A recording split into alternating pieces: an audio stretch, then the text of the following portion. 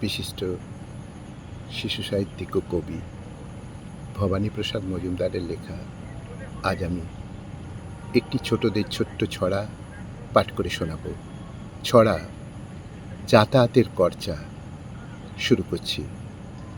Howrah to Bandel, পাগড়িয়ে handle, train থেকে নেমে দেখি পায়ে নেই স্যান্ডেল। গড়িয়া টু গরচা, পরিশোনো করচা, বাস থেকে নেমে দেখি হয়ে গেছি চেঞ্জি। পরনেতে জামা নেই, গায়ে শুধু গেঞ্জি। বারস্যি বাসে চেপে রওনা দিলাম বরিশা। দারুণ ভিড়ে সঙ্গে ছিল 2.5 কিলো সরিষা। ধর্মতলায় পৌঁছে দেখি সে এক মজার খেল। ভিড়ের চাপে ঠোঙা ফেটে ঝরছে খাঁটি তেল।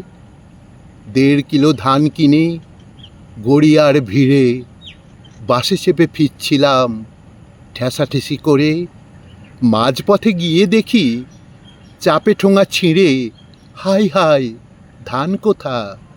ঝড়ে সাদা চিঁড়ে, হাই হাই ধান কোথা?